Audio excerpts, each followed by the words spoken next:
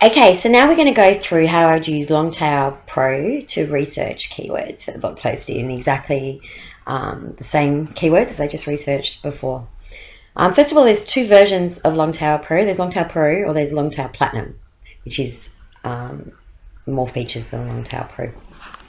So basically, LongTail Pro, you buy, I think, for $97 and you get it for life and you can do everything LongTail Pro does.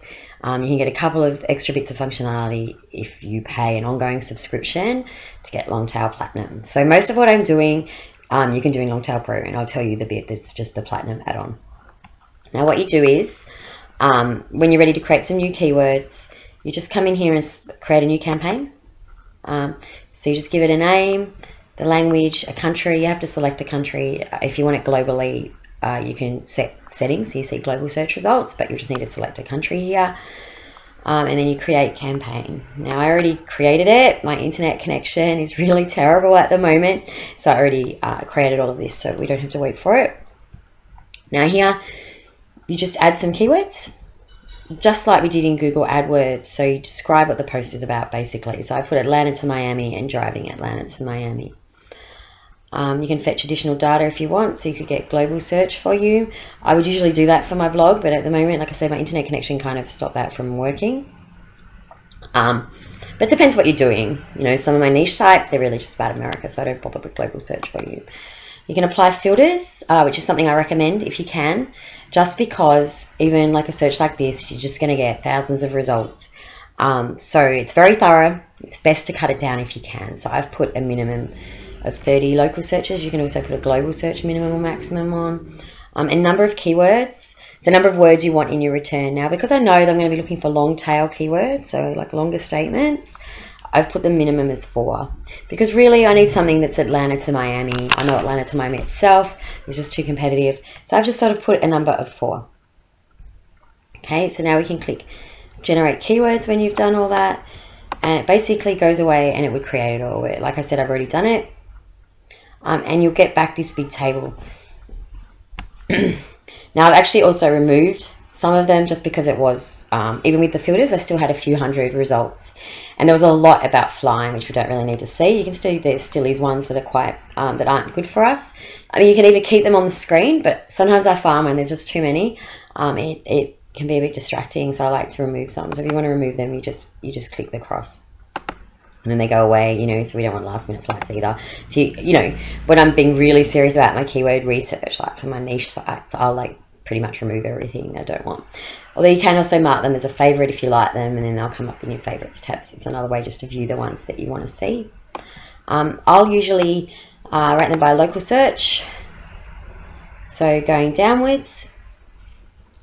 Just because once I find one that has like the competitiveness that I'm happy with, you know, I really want the one that's got like the most local searches of those. So if I find ones up this top end that I'm happy with, there's not really any reason to keep searching down. So I like to start from the most number of searches down. You can also see competitive advertiser competitions. It's like in Google AdWords and the average price per click. So for this, I don't care about those. Now the extra add-on that we have, because this is platinum, is this KC. So basically it's called keyword competitiveness, and it's a really quick and easy way to just show you how competitive it is, to sort of stop you needing to research it further. So it's a rating, I think it's up to 100. So me personally, I just want to see something less than 30, and the lower the better. So if I saw one and it was 18 and it had 1900 searches, really I would not bother searching any further. So it's like a nice extra. But what you can do is, if you see something that you like, so say like this Atlanta GA to Miami, Florida, you can click on it and you have this functionality regardless of which version you buy. It shows you the top 10 Google search results. So it's much quicker than how I was looking at before with Google search, and it gives us some extra information too. So it's bolded the keywords, you know, so we can see straight away here if we went after this term, like, you know, barely anyone's really matching it directly. So that's a good sign. It tells us the keyword competitiveness, so it's only 28, so that's pretty good.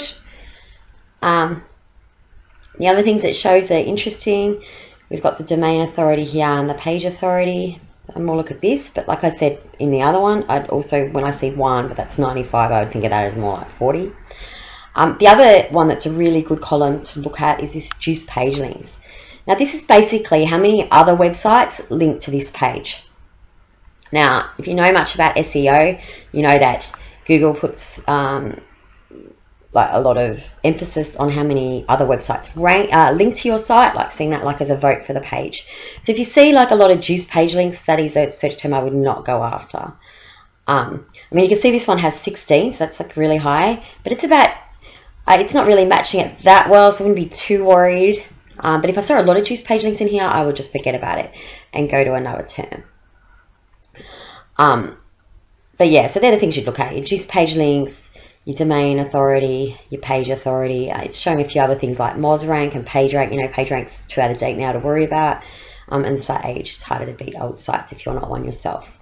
MozRank is meant to be the best estimation of PageRank and actually updated. So, I mean, I don't really use that either. But if you are interested in like a PageRank-like ranking, that's the one you would look at. So yeah, I'd look at this and think, yeah, that seems okay. Really, that seems like something that I feel like I would be able to beat. So I'd go back to keyword research, and yeah, we could just click this calculate, and that would give us the keyword competitiveness for that term. It's quite a complex calculation, so it takes a minute.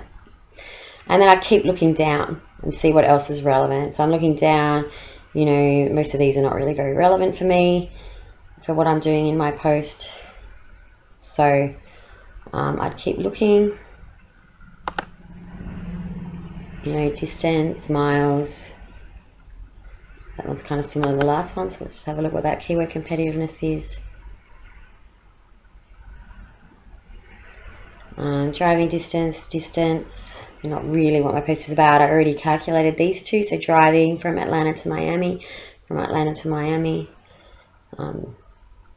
that 24 is quite nice. And if we want to look further, we can click on there and we can see this list of 10 like we looked at before in Google search.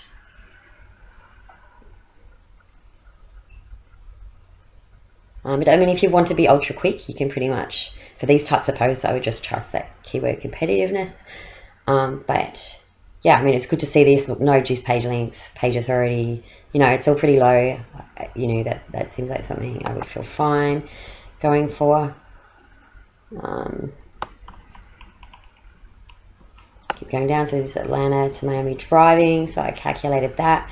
Road trip from Atlanta, it's not really what I want, but let's just look at the keyword competitiveness, because it doesn't really describe my post well enough, I don't think, because the aim is still to get keywords that describe your post, or you're not going to end up ranking well in the end anyway. So bounce rate is going to be high.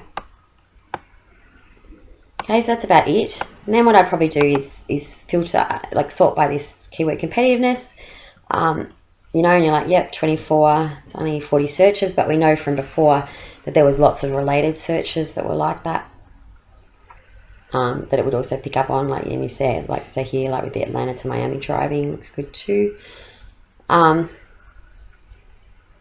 so I mean, looking at that, I would probably go for driving from Atlanta to Miami as my main keywords, and I would try and stick in this Atlanta GA to Miami FL as well. It's also worth remembering that those are local searches, so we could expect that there'd be more searches if we were looking at global.